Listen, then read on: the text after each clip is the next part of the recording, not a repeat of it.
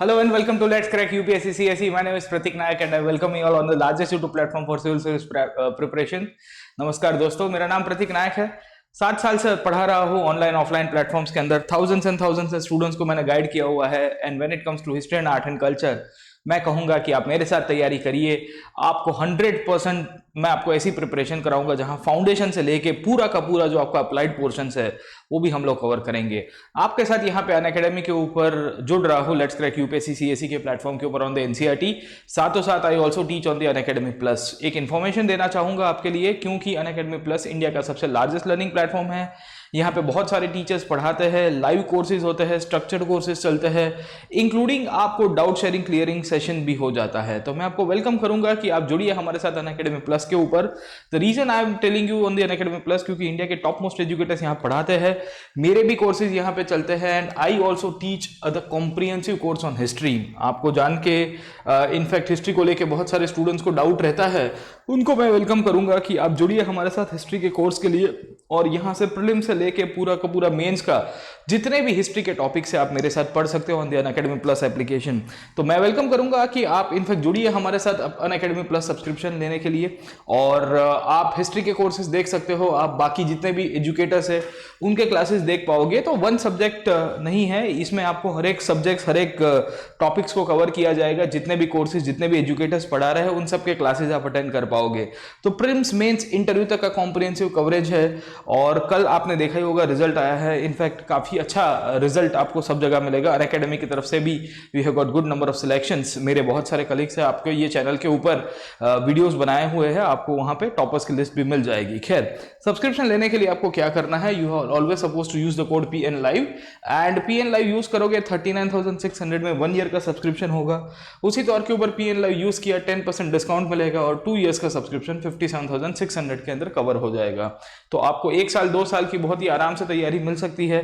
Comprehensive वे के अंदर आप तैयारी कर सकते हो। इसके अलावा बहुत सारे स्टूडेंट्स कह रहे थे कि सर हमको कोई मेंटर चाहिए, हमको पर्सनल कोच चाहिए। तो अनअकैडमी लेके आया है आपके लिए आइकॉनिक सब्सक्रिप्शन। ये वो सब्सक्रिप्शन है जहां पे आपको पर्सनल कोच पर्सनल मेंटर दिया जाएगा बाय द अनअकैडमी। तो एज अ टीचर तो मैं आपके साथ जुड़ा हुआ ही हूं, बट इसके सिवा अगर आप चाहते हो कि डे टू डे प्रिपरेशन में आपको हेल्प कर पाए, आपको मोटिवेट कर पाए, आपको आंसर राइटिंग में फीडबैक दे पाए, उन सब कंडीशंस में आपको यहाँ पे पर्सनल कोच की फैसिलिटी दी जा रही है by the Unacademy in the iconic subscription. ये आइकॉनिक सब्सक्रिप्शन अभी आज की तारीख में खाली एंड्रॉइड एप्लीकेशन के ऊपर अवेलेबल है, पर sooner it will be made available in the other applications as well. तो मैं आपको वेलकम करूंगा कि आप ये भी देख सकते हो, you can join with us on the iconic subscription as well. और जहां पे आपको काफी कॉम्प्रिहेंसिव वे के अंदर बहुत ही डिटेल्ड तैयारी कराई जाएगी, जहां पे आपको स्ट्रक्चर्ड कोर्सेज और प्लस के सब्सक्रिप्शन का जो फायदा है वो तो मिलेगा ही, प्लस के अलावा आपको ये सब एडवांटेज भी थोड़े बहुत आगे से मिल जाएंगे। ठीक है, तो मोस्ट वेलकम है आप लोग को। आप आइकॉनिक सब्सक्रिप्शन लेने के लिए भी आपको PN Live कोड यूज करना है। क्या यूज करना है? PN Live कोड यूज करना है। जैसे ही आपने PN Live कोड यूज किया 2 इयर्स का 89,100 में सब्सक्रिप्शन कवर होगा और 1 ईयर का जो है वो 57,600 के अंदर कवर हो जाएगा। ठीक है, तो this is most welcome to all of you. आप जुड़ सकते हो हमारे साथ on the iconic subscription as well. मेरा एंशिएंट हिस्ट्री का कोर्स शुरू हो रहा है इन द नेक्स्ट 15-20 डेज। तारीख अभी मैं प्लान कर रहा हूँ, इसके लिए तारीख नहीं डाली है, but in the next 15-20 days I am starting with a course on the ancient history. Most welcome है आप लोग को एंशिएंट हिस्ट्री के कोर्स के लिए, और वहां पे भी हम लोग कॉम्प्रिहेंसिव वे के अंदर कराएंगे। इसके सिवा मैं अनअकैडमी के ऊपर स्पेशल क्लासेस भी लेता हूं। मेरी प्रोफाइल को फॉलो करिएगा, you will get all the details of the special classes as well. वो फ्री क्लासेस होते हैं जिसको आप कभी भी अटेंड कर सकते हो, और वो लाइव के अंदर अटेंड करोगे तो ज्यादा आपके लिए एडवांटेज रहेगा। चलिए आगे चलते हैं आज के सेशन के अंदर और नेशनल मूवमेंट के टॉपिक्स को फाइनली कंक्लूजन की तरफ लेके जाते हैं। हमने प्रीवियस क्लास के अंदर जब इंडियन नेशनल मूवमेंट को पढ़ना शुरू किया था, तो एज यूजुअल थीमेटिक वे के अंदर फिर से आपको समझाऊंगा। 1850 के दशक में हमने समझने की कोशिश की थी कि कैसे इंडिया में नेशनलिज्म की शुरुआत हुई। उसके बाद मैंने आपको यह भी समझाने की कोशिश की थी 1870s के दौर में प्री कांग्रेस एसोसिएशंस की बनने की शुरुआत होती है, और प्री कांग्रेस एसोसिएशंस के बाद हमने ये भी देखा था 1885 तक आते आते कांग्रेस की स्थापना होती है। इनिशियली जो भी कांग्रेस की स्थापना करते हैं उन्हें हम लोग क्या कहते हैं, मॉडरेट्स कहते हैं। 1885 से लेके 1905 तक का जो पीरियड है वो मॉडरेट्स ने काफी अच्छी तरह से चलाया। 1905 तक आते आते यही कांग्रेस के अंदर एक और ग्रुप आएगा जिसे हम लोग कहेंगे एक्सट्रीमिस्ट। ये एक्सट्रीमिस्ट के लिए दूसरा शब्द यूज किया गया है रेडिकल्स, और हमने समझने की कोशिश की थी कि इन दोनों के बीच में कॉन्फ्लिक्ट क्रिएट हो जाएगा।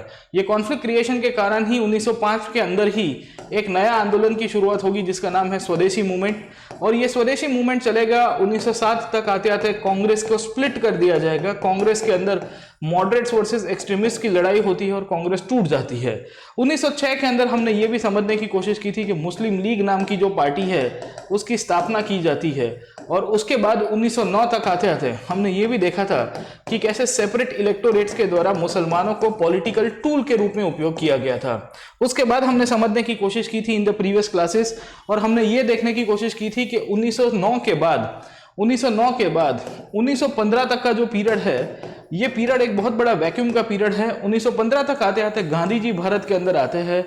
गांधी का आगमन और भारत के अंदर मास नेशनलिज्म की शुरुआत हो जाना। मास नेशनलिज्म का मतलब क्या है कि बहुत ही बड़ी मात्रा में राष्ट्रवाद का उद्भव होने की शुरुआत हुई। ये बड़ी मात्रा में राष्ट्रवादी उद्भव के अंतर्गत हमको देखने को मिलता है 1916 के अंदर होम रूल आंदोलन की शुरुआत। और होम रूल के साथ साथ गांधी जी ने 3 बड़े सत्याग्रह किए, चंपारण, अहमदाबाद और खेड़ा सत्याग्रह। तो मैंने आपको ये तीनों के बारे में बताया था। और इस तरह से जब इनफैक्ट गांधी जी का आगमन हुआ, उसके कंटेम्पररी टाइम के ऊपर वर्ल्ड वॉर 1 की भी शुरुआत हो चुकी थी। ये वर्ल्ड वॉर 1 1914 से लेके 1918 तक चलता है। इस दौरान हमने ये भी समझने की कोशिश की थी कि वर्ल्ड वॉर 1 का जो इम्पैक्ट है, इसका जो इम्पैक्ट है ये इंडियन नेशनल मूवमेंट के ऊपर पड़ेगा। धीरे धीरे करके समय आगे चला गया। 1916 के अंदर ही हमको ये भी देखने को मिला कि लखनऊ के अंदर मुस्लिम लीग और कांग्रेस के बीच में करार हुआ, जिसे हम लोग लखनऊ पैक्ट कहते हैं। 1919 तक आते आते इनफैक्ट हमको देखने को मिलता है कि एक कानून पास किया जाता है जिसका नाम है रॉलेट एक्ट। और रॉलेट एक्ट के विरोध के अंदर जब प्रोटेस्ट हो रहा था तो जलियांवाला बाग की घटना हो जाती है। तो मैंने आपको बताया था कि जलियांवाला बाग क्या है, क्यों होता है, उसके पीछे की कहानी क्या है, उन सब के बारे में डिस्कस किया था। 1919 का जो सेकेंड फेज था, अप्रैल मई के बाद आसपास अगस्त तक आते आते 1919 के अगस्त महीने के अंदर हमको देखने को मिलता है कि भारत में एक आंदोलन की शुरुआत हो गई जिसका इशू था खिलाफत इशू। खिलाफत के साथ साथ पंजाब के अंदर हमको जो न्याय मिलना चाहिए था वो का इशू, और पंजाब के अंदर न्याय का इशू के साथ साथ भारत के लोगों ने स्वराज की डिमांड करनी शुरू की। और ये 3 इशू को इकट्ठा किया in a movement called as the non cooperation movement. और कल के क्लास के अंदर मैंने आपको समझाने की कोशिश की थी कि नॉन कोऑपरेशन मूवमेंट क्या हुआ करता था, इसके क्या क्या फीचर्स हुआ करते थे, इसके कौन कौन लीडर्स हुआ करते थे, इसके कौन कौन नेता हुआ करते थे। तो ये सब पॉइंट को हमने बहुत डिटेल वे के अंदर पढ़ा हुआ है। So I am not going into the details, but इतना पॉइंट हमने पढ़ा था।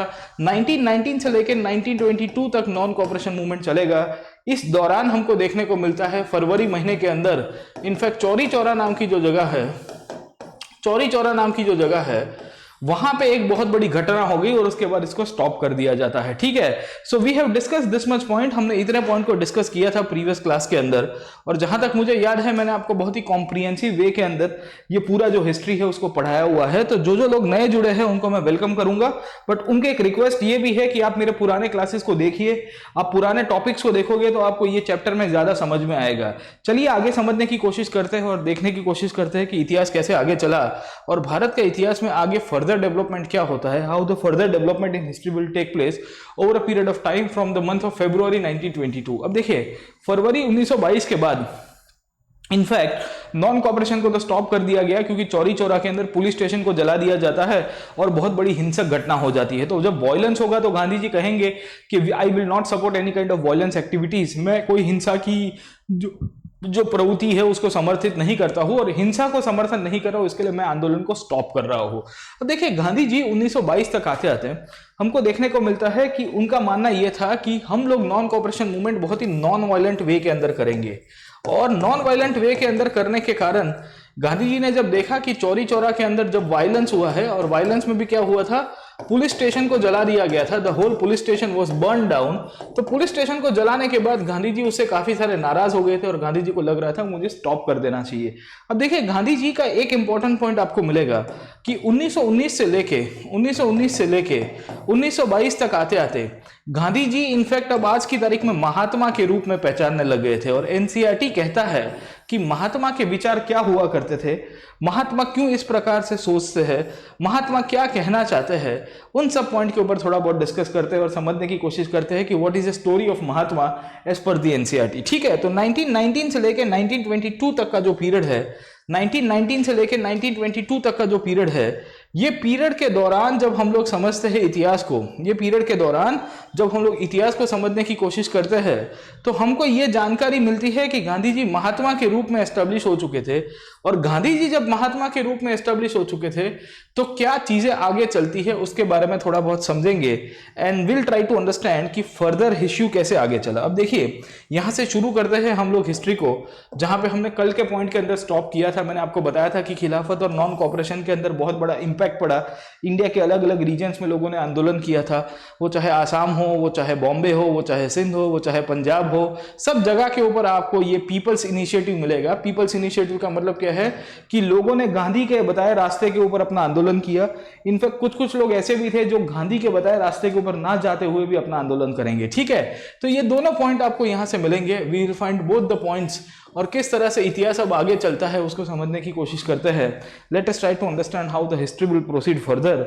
और गांधी जी को महात्मा का टाइटल बाय दिस टाइम दिल जाता है। ठीक है, अब देखिए कि गांधी को पीपल्स महात्मा बोला गया है। क्या कहा गया है? पीपल्स महात्मा। पीपल्स महात्मा का मतलब क्या है कि लोगों ने गांधी के अंदर बहुत विश्वास किया था। लोगों को लग रहा था कि भाई गांधी हमारे लिए भगवान जैसे है। गेटिंग माय पॉइंट है ना? इसके लिए महान आत्मा, इसको हम लोग क्या कहेंगे? महान आत्मा। तो महात्मा बन जाते हैं ना साहब। किसने दिया था टाइटल? गुरुदेव रविंद्रनाथ टैगोर ने दिया था। एक्चुअली गांधी जी ने इनफैक्ट रविंद्रनाथ टैगोर ने इनको महात्मा का टाइटल दिया, और गांधी जी ने रविंद्रनाथ टैगोर को फिर गुरुदेव का टाइटल दिया। ऐसा रेसिप्रोकेट किया था एक दूसरे को। चलिए ठीक है, सो इनको पीपल्स महात्मा कहा जाता है। He is considered as people's Mahatma. Why is considered as people's Mahatma? क्योंकि इनफैक्ट जो भारत के लोग थे वो गांधी जी को एक भगवान के रूप में देख रहे थे, एक मसीहा के रूप में देख रहे थे। भारत के लोगों के जो भी मुद्दे थे, भारत के राष्ट्रीय आंदोलन के जो भी इश्यूज थे, उन सबको हाईलाइट कराने की कोशिश की गई थी गांधी जी के द्वारा, और बहुत ही इफेक्टिव वे के द्वारा। ये जो पूरे के पूरे जो विचार है गांधी जी के, वो कॉमन मैन को बहुत ही आराम से टच हो गए। क्यों टच हो गए? क्योंकि गांधी के विचार बहुत ही प्रैक्टिकल थे। गांधी जी ने ऐसा नहीं कहा था कि हम कुछ तूफानी करेंगे, हम शांतिप्रिय रूप से अहिंसक तरीके से आंदोलन करेंगे, और इनफैक्ट हम लोग उपवास करेंगे। हम सरकार की कड़ी निंदा करते हैं पर हम लोग पत्थर नहीं उठाएंगे। हम शांतिप्रिय रूप से जब आंदोलन करेंगे तो हमको कोई नहीं दबा सकता है। और इसके लिए गांधी जी को हम लोग याद रखते हैं। He is considered as people's Mahatma. We can see from the above that sometimes people thought Gandhi ji as a kind of a मसीहा। अब क्यों गांधी जी को मसीहा कहा गया है? तो नॉन कॉपरेशन मूवमेंट के अंदर गांधी जी को अलग अलग टाइटल दिया गया था। जैसा कि आप देख रहे हो कि आसाम के अंदर जो वैष्णव कम्युनिटी के लोग हैं, आसाम के अंदर जो वैष्णव कम्युनिटी के लोग हैं, वो गांधी जी को कहते हैं कि गांधी हमारे राजा हो गए। गांधी राजा का मतलब है कि कृष्णा की जगह गांधी जी को गिना जाता है। Getting my point?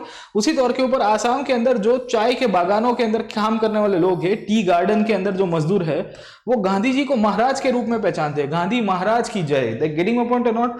उसी तौर के ऊपर अगर आप समझने की कोशिश करोगे तो बहुत सारे जगह के अंदर भारत के जो बहुत जंगल के विस्तार थे, ये फॉरेस्ट के अंदर रहने वाले लोगों का लग रहा था कि गांधी जी के राज की शुरुआत हो गई है, गांधी अब शासक के रूप में बन गए हैं। तो आप समझिए कि गांधी जी को नॉन कॉपरेशन के दौरान बहुत प्यार मिला। क्यों प्यार मिला? क्योंकि गांधी जी के जो अप्रोच था वो कॉमन मैन को बहुत टच कर गया था। गांधी जी ने जिस हिसाब से अपना आंदोलन चलाया था, और गांधी जी लोगों को समझा रहे थे कि देखिए, हम लोग कभी भी पत्थर नहीं उठाएंगे, हम लोग शांतिप्रिय रूप से आंदोलन करेंगे, और हमारी जो भी डिमांड है उसको फुलफिल कराने के लिए एक रास्ता तैयार करेंगे। ठीक है, तो गांधी जी का अप्रोच प्रैक्टिकल होने के कारण काफी पॉपुलर हो गया था, और उसके कारण बहुत सारे लोग उनको इनफैक्ट राजा के रूप में, उनको भगवान के रूप में, उनको एक मसीहा के रूप में देख रहे थे। समझे कि नहीं समझे? ठीक है, सो वी सी कि during the non cooperation movement only, याद रखेगा कि during the non cooperation movement only Gandhi ji को राजा के जैसे टाइटल दिए जाते हैं, और गांधी जी इनफैक्ट लोगों को मोटिवेट करते हैं कि हमको क्या करना चाहिए। अब देखो, यहां से बहुत इंटरेस्टिंग पॉइंट आपको गांधीज्म के बारे में समझा रहा हूं। गांधीज्म समझ में आता है? What do mean by the word Gandhism my friend? Gandhism का मतलब होता है गांधी जी के विचार के ऊपर चलने वाले लोगों की विचारधारा। ठीक है, तो गांधीवाद के रूप में उसको पहचाना गया। अब देखो, गांधीज्म क्या है? What do mean by the word Gandhism? गांधीवाद किसे कहते हैं? क्यों इसका सिग्निफिकेंस है? उन सब पॉइंट्स को जब समझने की कोशिश करते हैं तो हमको क्या देखने को मिलता है? व्हाट डू यू फाइंड कि गांधी जी इनफैक्ट इंडिया के नेशनल मूवमेंट के अंदर क्या चाहते थे, इंडिया के नेशनल मूवमेंट के अंदर क्या चाहते थे, तो उसके बारे में आपको बहुत सारी चीजें मिलेगी। इनफैक्ट एनसीईआरटी क्या कहती है कि Gandhi wish to build the class unity not class conflict, yet peasant could imagine that he would help them in their fight against zamindars and agriculture laborers believe he would provide them the land। मतलब आप समझने की कोशिश करो कि गांधी जी उस दौरान भारत के अंदर जो डिफरेंट इकोनॉमिक सेक्शंस है भारत के, इकोनॉमिक क्लासेस है, उन सबको यूनिफाई करना चाहते थे। अब देखो यूनिफाई करने की बात होती है तो मतलब ये होगा कि जो किसान है, ये किसान और जमींदार के मुद्दे को कहीं ना कहीं सेटल करना बहुत जरूरी था। क्यों जरूरी था साहब? क्योंकि किसान कोई एक चीज मांग कर रहा था, जमींदार उसको दे नहीं रहा था। Getting my point or not? But Gandhi ji की खासियत यह है कि गांधी जी ने किसानों को भी अपने साथ में लिया, गांधी जी ने जमींदारों को भी साथ में लिया। अब देखो ये बहुत इंटरेस्टिंग एनालॉगी है गांधी को समझने के लिए, क्योंकि गांधी जी अलग अलग सेक्शंस को साथ में लेके चलने की बात करते हैं। अब अलग अलग सेक्शंस के अंदर ही कॉन्फ्लिक्ट है, जैसे यहाँ पे पीजेंट्स और जमींदार के बीच में कॉन्फ्लिक्ट दिख रहा है। अब पीजेंट्स और जमींदार के बीच में कॉन्फ्लिक्ट क्यों है? What is the reason why there is conflict between the peasants and the zamindars?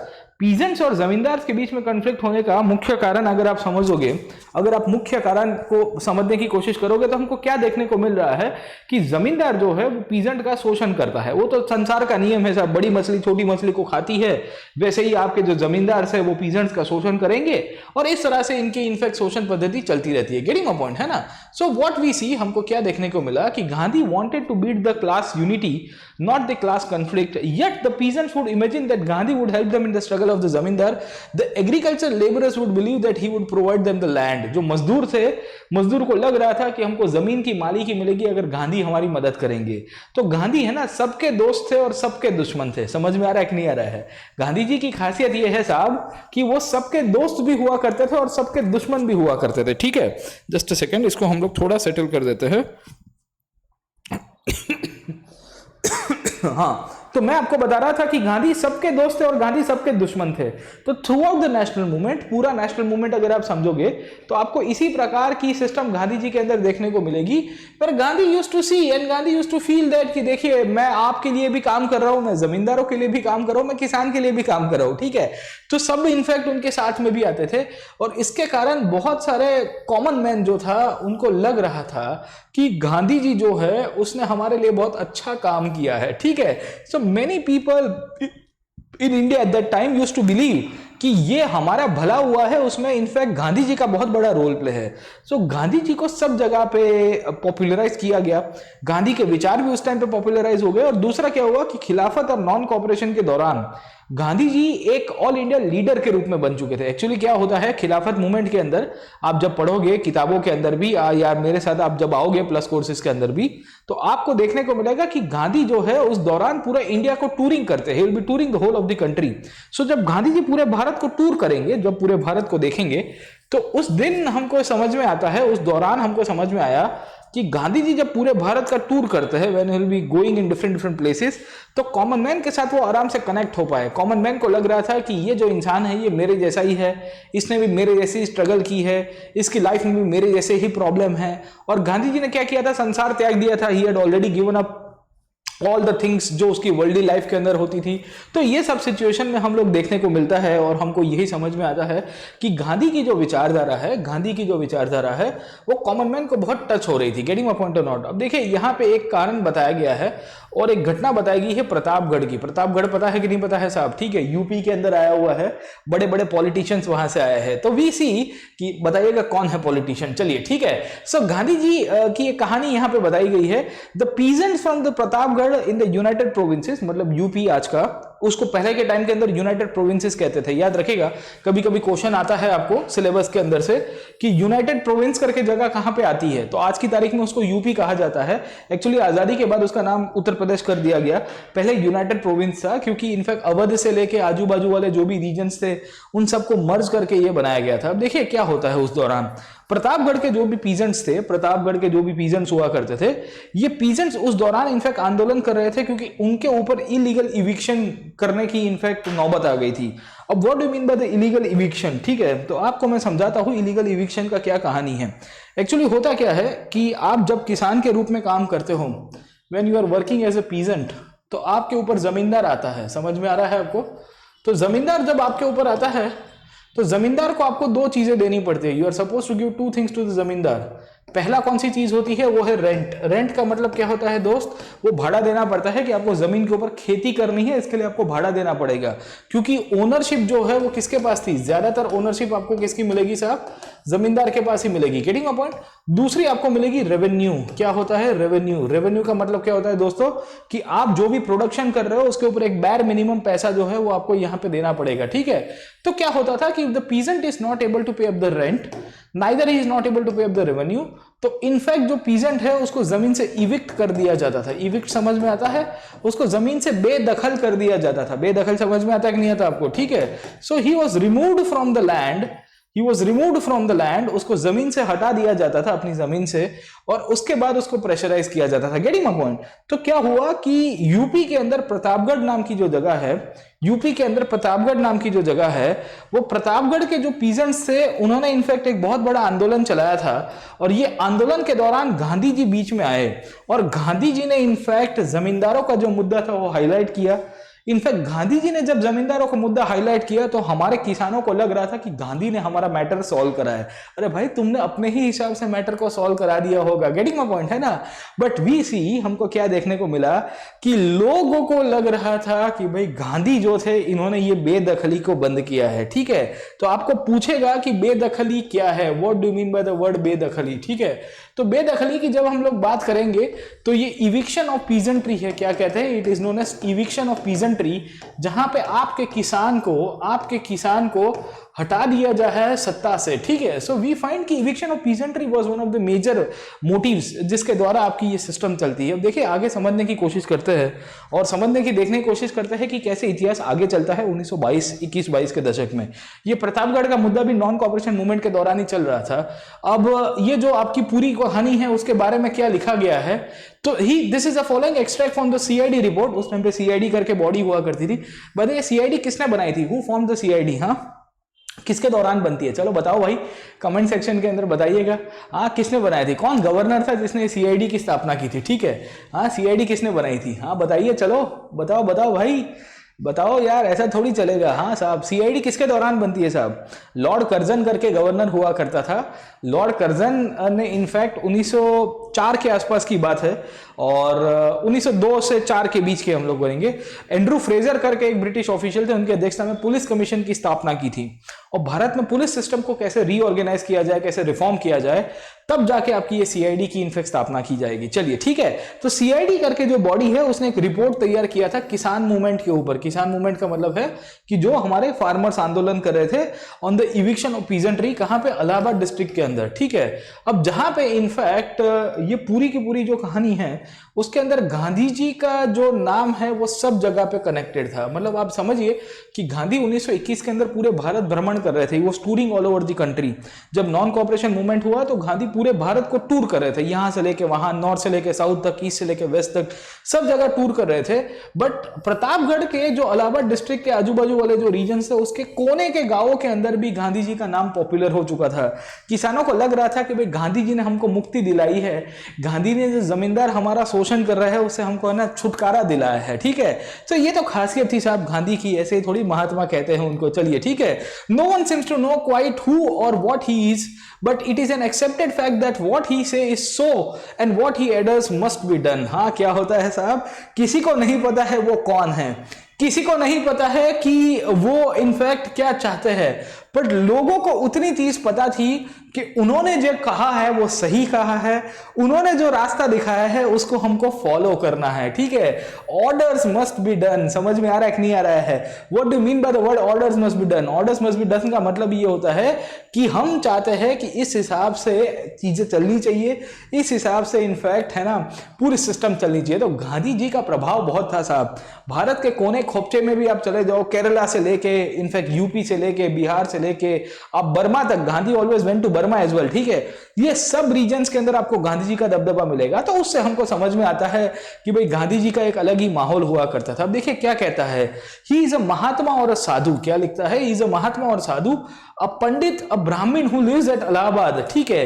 Even अ देवता, क्या लिखा गया है कि वो भगवान का स्वरूप है, ठीक है।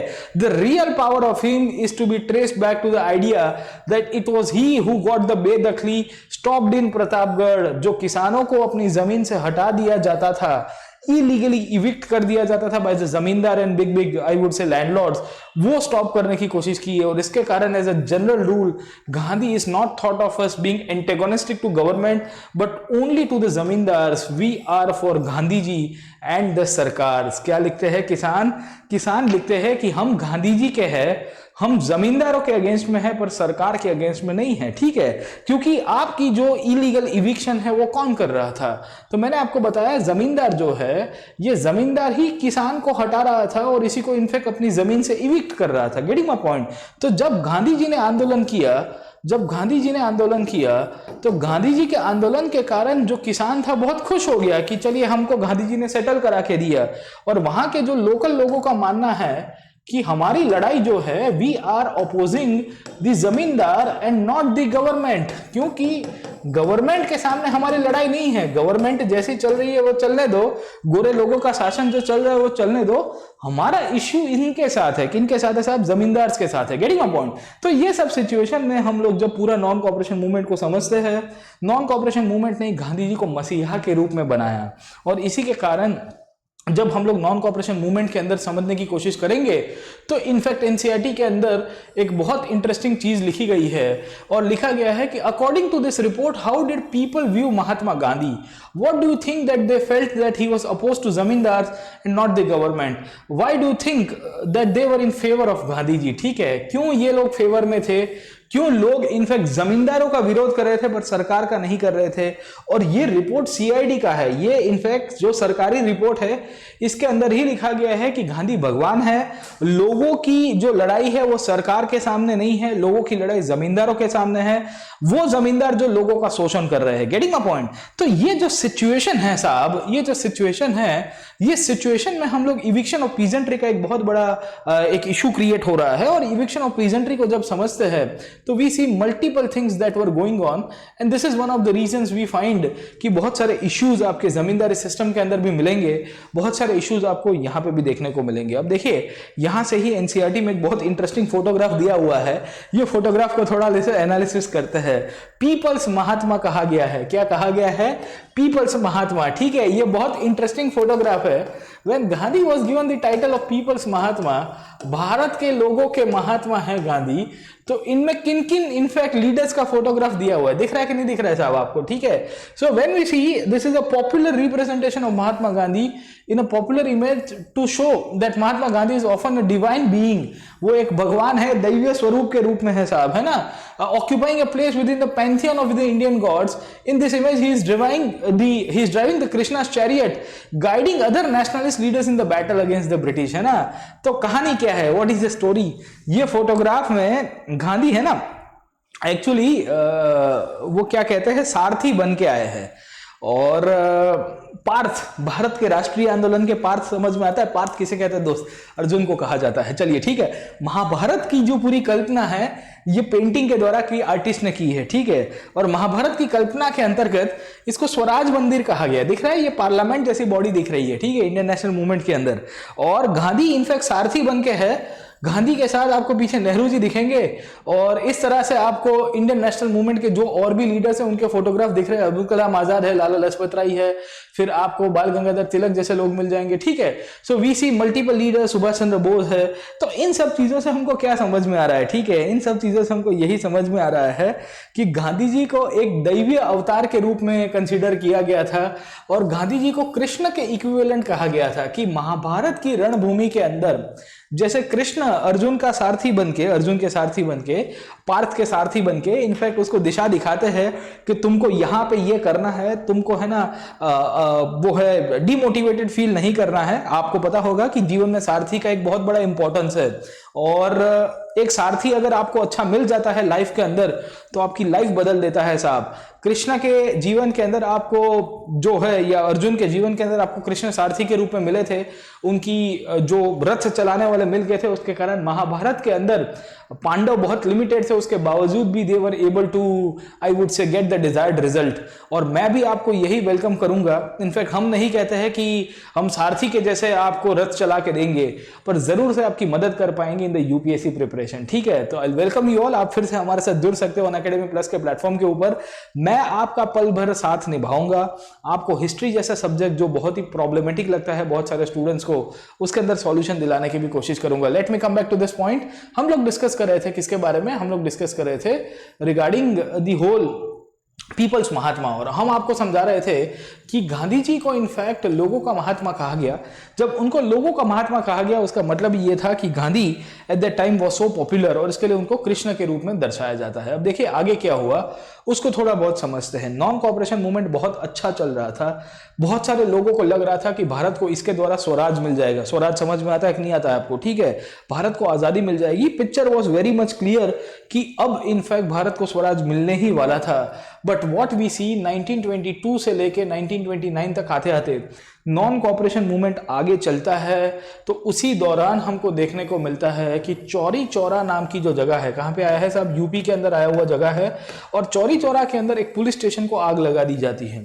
जब पुलिस स्टेशन को आग लगाई जाती है 1922 के अंदर, जहां बहुत सारे पुलिस वाले मारे गए, तो गांधी जी को लग रहा था कि आई एम अगेंस्ट वायलेंस। मैं कोई भी प्रकार की हिंसा को स्वीकार नहीं करता हूं।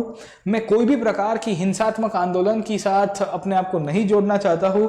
और इसके कारण हमको देखने को मिला कि जब पुलिस स्टेशन को जलाया गया, 22 से ज्यादा पुलिस वाले मारे जाते हैं, तो गांधी जी को लग रहा था कि ये जो सिचुएशन है बहुत खराब हुई है।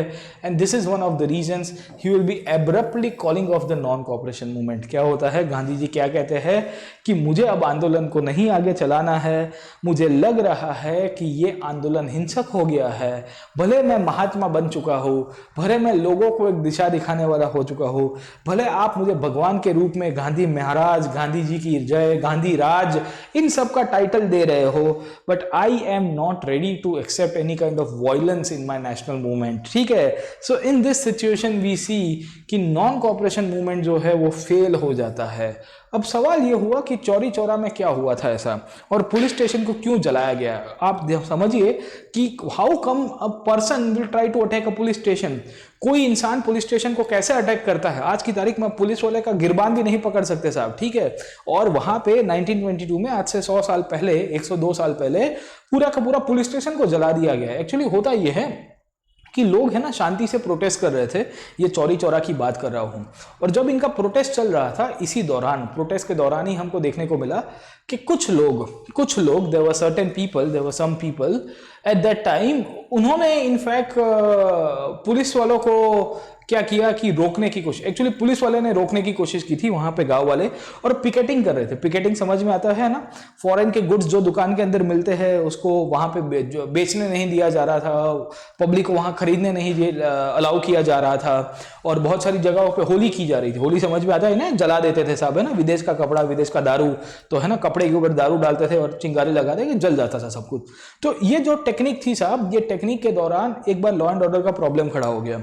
और लॉ एंड ऑर्डर के प्रॉब्लम में हुआ ऐसा कि कुछ लोग प्रोटेस्ट कर रहे थे, और प्रोटेस्ट के अंतर्गत ही ये घटना बन गई साहब। और ये प्रोटेस्ट के दौरान ही जानकारी मिली कि इनफैक्ट पुलिस आई, पुलिस ने आके सबको सप्रेस कर दिया।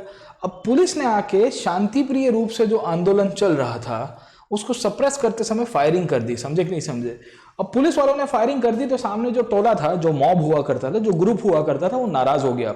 मॉब ने कहा कि तुमने इनफैक्ट हमारे ऊपर फायरिंग कर दी, तो पुलिस वालों ने फायरिंग कर दी। इसके कारण फिर इश्यू क्रिएट हो गया, और इश्यू का परिणाम यही आया कि लोग भड़क जाते हैं। और लोग भड़कते हैं तो उन्होंने कुछ सोचा ही नहीं कि वो क्या करने जा रहे हैं, पूरा का पूरा पुलिस स्टेशन जला दिया। गांधी जी को पता चलती है ये घटना, बारडोली के अंदर बैठे हुए थे।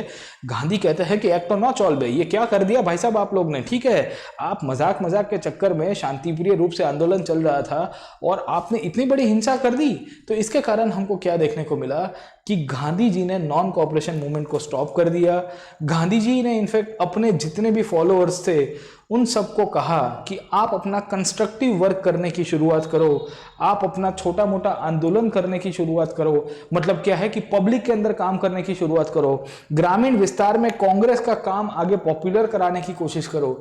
बट बट अब कोई आंदोलन नहीं करेगा, समझे कि नहीं समझे। सो वी सी कि non cooperation movement was stopped, non cooperation movement was stopped. Non cooperation movement को स्टॉप करने का पीछे का कारण एक ही था, वो था गांधी जी की वायलेंस की जो पूरी जो विचारधारा है, और गांधी जी का इनफैक्ट जो नॉन वायलेंस के प्रति जो ख्याल है उसके बारे में इनफैक्ट गांधी जी क्या बताते हैं। Getting my point or not. अब याद रखेगा, ये गांधीज्म के ऊपर थोड़ा बहुत लेके जा रहा हूँ। I am taking you to the idea of Gandhism, और आपको समझाने की कोशिश कर रहा हूँ कि गांधीवाद के रूप में गांधी जी ने क्या कहा है, ठीक है। तो एनसीईआरटी में 2 क्वेश्चन दिए गए। पहला दिया है कि what did Gandhi ji mean by ahimsa, Gandhi जी अहिंसा का मतलब क्या चाहते थे या क्या समझाते थे लोगों को। हाउ कुड अहिंसा become the basis of the struggle, कैसे नॉन वायलेंट वे में हम लोग कोई आंदोलन कर सकते हैं, ठीक है। ये दोनों प्रश्न जो है गांधी जी ने अपने विचारों के द्वारा, अपने आर्टिकल्स के द्वारा, अपने न्यूज़पेपर के अंदर जो लिखा करते थे उसके द्वारा लोगों को दिया है। अब गांधी जी, अगर आपको जानकारी होगी, Gandhi ji at the time used to write in one of the newspapers called as Young India. आपको पता होगा गांधी जी उस दौरान किसके ऊपर लिख रहे थे, तो उनका यंग इंडिया करके एक न्यूज़पेपर आया करता था, यंग इंडिया। यंग इंडिया के साथ साथ आपको जानकारी होगी नवजीवन जो प्रेस थी उसके अंदर भी वो लिखा करते थे। इसके साथ साथ हरिजन करके उनका एक न्यूज़पेपर उन्होंने लिखना शुरू किया था। तो वी सी के बहुत सारे न्यूज़पेपर्स, बहुत सारे आर्टिकल्स गांधी जी लिखा करते थे। उसके अंदर गांधी जी ने अपने अहिंसा का जो विचार है, अहिंसा का जो विचार है वो लोगों के अंदर देने की कोशिश की। अब देखिए गांधी जी का मतलब क्या था, what do you mean by the word non violence. तो नॉन वायलेंस का मतलब ये नहीं कि आप शांतिप्रिय रूप से, या मैं कहूँगा कि किसी को फिजिकल दुख ना पहुंचा जाए। फिजिकल मतलब किसी को मारते हो तो इनफैक्ट आपने वायलेंस किया, ऐसा हो गया। गांधी जी बहुत क्लियर कट कहते हैं। गांधी जी क्या कहते हैं कि non violence comes to us through the doing good continuously without the expectation of the return. क्या कहते हैं गांधी जी कि अहिंसा उसी को ही कहते हैं, अहिंसा उसी को ही कहते हैं जहां पे आप कर्म करते जाओ पर फल की आशा ना रखो। क्या कहते हैं गांधी जी, ठीक है, कि non violence come to us through the good, अच्छा पना।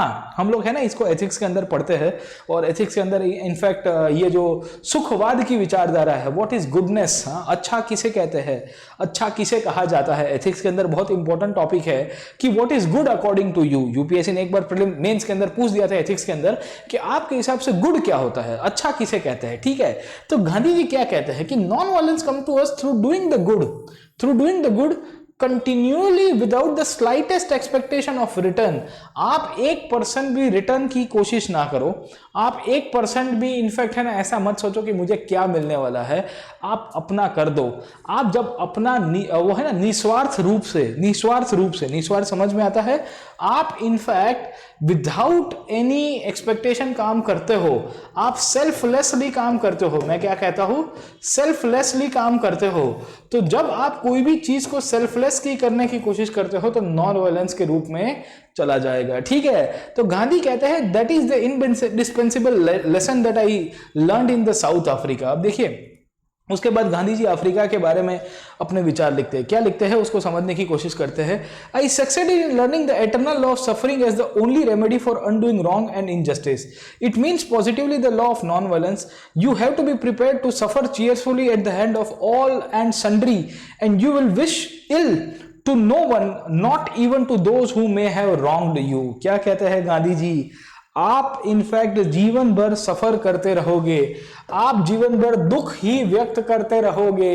इनफैक्ट यही चीज तो बुद्ध ने कहा था दोस्त। बुद्ध क्या कहते हैं, बुद्ध कहते हैं the world is full of sufferings, desires are the root cause of sufferings and we are suffering because of our desires.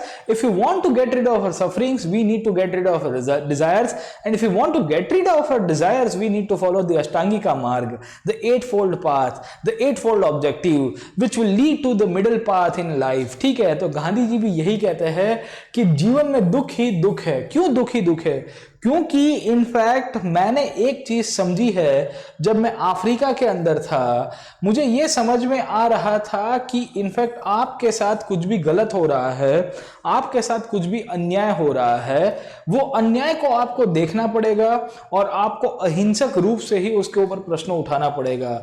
आपको इनफैक्ट चीयरफुली सफर करना पड़ेगा। चीयरफुली सफर करने का मतलब क्या है कि आप दुख में भी खुश हो। अरे कोई इंसान दुख में खुश होता है क्या? आप दुखी होते हो देखो कल यूपीएससी का रिजल्ट आया, इनफैक्ट तो आपको लगता है कि बहुत सारे कैंडिडेट्स जिनका सिलेक्शन नहीं हुआ होगा, तो क्या वो लोग इनफैक्ट खुश होंगे? नहीं होंगे साहब, डेफिनेटली। क्यों खुश होंगे? गांधी कहते हैं कि you need to suffer cheerfully, ये जीवन का पार्ट है। ये छोटी और मोटी, बड़ी और इनफैक्ट है ना, छोटी घटनाएं होती रहेगी आपकी लाइफ के अंदर, बट आपको उससे दुखी नहीं होना है। तो क्या कहते हैं कि at the hands of all and sundry, छोटे या बड़े, सन्ड्री का मतलब छोटी मोटी चीजें, you will wish ill to no one, आप किसी के लिए खराब नहीं विचारोगे, आप किसी के लिए खराब सोचोगे नहीं, आप किसी के लिए वो है ना जेलसी, द्रुणा, ग्रीड, ये जितनी भी विचारधारा है उसके ऊपर भी नहीं जाओगे। Even to those who may have wronged to you, किसी ने आपके लिए गलत भी किया हो तो भी आप उसके लिए गलत नहीं सोचोगे। तो गांधी जी नॉन वायलेंस के रूप में कितनी बड़ी व्याख्या देते हैं, और गांधी जी यही कहने की कोशिश करते हैं भारत के लोगों को, और भारत के लोगों को ये दिशा देते हैं कि देखो, आपने जो चौरी चौरा के अंदर घटना की उसमें क्या हुआ? तो पुलिस वालों ने आपको मारा, पुलिस वालों ने फायरिंग की, फायरिंग करने के कारण आप प्रोवोक हो गए, और आप इतनी गरी तरह से प्रोवोक होते हो। इसका परिणाम क्या आया? What was the outcome of this provocation? Outcome ये मिलता है कि आपने इनफैक्ट फायरिंग कर दी, पुलिस वालों को फिर जलाने की कोशिश की, 22 से ज्यादा पुलिस वाले मारे गए। अरे भाई, पुलिस वाले आपके ऊपर फायरिंग करेंगे तो चलेगा, पर आपको पुलिस वालों के ऊपर वो है ना अपना हाथ नहीं उठाना चाहिए था, आपको पुलिस वालों के ऊपर है ना वो डंडामारी नहीं करनी चाहिए थी, आपको पुलिस स्टेशन को जलाना नहीं चाहिए था। ये इनडायरेक्टली गांधी जी अपना इनफैक्ट नॉन वायलेंस की विचारधारा में कहते हैं। वो कहते हैं कि जीवन में दुख ही दुख है, आप अहिंसक रूप से अपना आंदोलन कीजिए। और इसके लिए जब चौरी चौरा की घटना होती है, जब चौरी चौरा की घटना हुई, तो गांधी कहते हैं कि let us stop this movement, हमको आगे नहीं जाना है। ठीक है, तो ये बॉक्स बहुत इंटरेस्टिंग दिया हुआ है, यहां से मेंस का क्वेश्चन बनता है। आपको कभी कभी पूछता है the eternal law of suffering किसके द्वारा दिया गया था? Who gave the eternal law of suffering? हाँ, फिर बीच में एक 3-4 ऑप्शन दे देगा और आपके गरबे चालू हो जाएंगे, ठीक है, ABCD करके कि ये स्टेटमेंट किसका था साहब, है ना। तो कभी कभी क्या होता है कि हम लोग NCERT के अंदर ये बॉक्सेस को इग्नोर कर देते हैं, और मैं आपको जो पढ़ा रहा हूं वो NCERT में से ही पढ़ा रहा हूं, थोड़ा बहुत मैं आपको एक्स्ट्रा भी डिस्कस कर रहा हूं, क्योंकि मेरा मानना है कि आपको जो थीम है हिस्ट्री की, वो हिस्ट्री की थीम तभी पकड़ में आएगी जब चीजें कैसे चल रही है। गेटिंग माय पॉइंट, है ना। तो ये सब चीजें सब इकट्ठी होती है और उसके बाद आपकी मॉडर्न हिस्ट्री की थीम बनती है, और ये तो NCERT है मेरे दोस्त, ये तो NCERT में आपको इतना डिटेल के अंदर करा रहा हूं। आप जब मेरे कोर्सेज के अंदर आओगे, मॉडर्न हिस्ट्री का कोर्स करीबन 85 आवर्स के आसपास अभी मैंने मॉडर्न हिस्ट्री की बैच को कंप्लीट किया है। यू कैन इमेजिन 85 आवर्स में बहुत कॉम्प्रिहेंसिवली कराया हुआ है। तो आप जब ज्वाइन करोगे प्लेटफॉर्म को, तो उसके रिकॉर्डेड क्लासेस मिलेंगे, 3-4-5 महीने के बाद उसकी बैच रिपीट भी होती रहती है। तो I will keep on repeating the batches as well. ठीक है, साल में मेरे जनरली कोई भी सब्जेक्ट होते हैं 2 बार रिपीट हो ही जाता है, तो 1-2 बार आपको रिपीटेशन में लाइव क्लासेस में देखने का मौका मिलेगा, और पूरा हिस्ट्री कंप्लीट होते होते ही 7 से 8 महीना लग जाता है। तो यू कैन इमेजिन कि कितना लेंथी सिलेबस है हिस्ट्री का। आर्ट एंड कल्चर को फाउंडेशन में करना है, इसके लिए 1-1.5 साल की तैयारी आपको अच्छी हो जाएगी। ठीक है, आप फाउंडेशन के साथ कर पाओगे। अब let me come back to this point. हम लोग समझने की कोशिश कर रहे थे गांधी जी का एटर्नल लॉ ऑफ सफरिंग क्या कहता है। तीसरा इंपॉर्टेंट पॉइंट के अंदर हमको क्या देखने को मिला कि कैसे इतिहास अब बदलने की शुरुआत होगी। 1922 के बाद इंडियन नेशनल मूवमेंट कैसे आगे चलता है उसको समझने की कोशिश करते हैं। और गांधी जी ने इनफैक्ट 1922 के बाद कांग्रेस को पूरी तरह से बदलने की कोशिश की, और कांग्रेस के फॉलोअर्स, उनके जो लीडर्स थे, उनको समझाया कि अब हमको कंस्ट्रक्टिव वर्क करना है। कहाँ पे करना है? रूरल एरियाज के अंदर। अब आगे समझने की कोशिश करते हैं from the white board side, और समझते हैं कि 1922 के बाद क्या हुआ, व्हाट हैपेंड आफ्टर 1922। 1922 से लेके 1929 तक हम लोग जब बात करेंगे, 1922 से लेके 1929 तक बात करेंगे, तो इस दौरान कांग्रेस के अंदर 2 ग्रुप बन गए थे। याद रखिएगा, कांग्रेस के अंदर 2 ग्रुप बन गए थे। होता यह है कि कांग्रेस के अंदर एक ग्रुप जो था वो बॉयकॉट को चालू रखता है, और उसने कंस्ट्रक्टिव वर्क करने की शुरुआत की। कंस्ट्रक्टिव वर्क मतलब गाँवों के अंदर जाना, मजदूरों का उत्थान करना, गरीबों को आगे लेके आना, कांग्रेस की जो सोशल रिफॉर्म्स की टेक्निक्स थी, ये सब शुरू किया। दूसरा ग्रुप था वो चाहता था कि भारत में जो हो रहे इलेक्शंस हो वो इलेक्शंस के अंदर हमको पार्टिसिपेट करना चाहिए। समझ में आया कि नहीं आया आपको? So they want to participate in the elections that were taking place in India. और इसके कारण 1922-23 तक आते आते कांग्रेस के अंदर एक और बंटवारा होगा और एक पार्टी बन के आएगी जिसका नाम है स्वराज पार्टी। क्या है? स्वराज पार्टी। नाम याद रखेगा, Swaraj party will be formed in the year 1922 and और 1923 जनवरी के अंदर आपकी ये फॉर्मेशन होती है। ठीक है। सो वी सी हमको बहुत सारी चीजें देखने को मिली।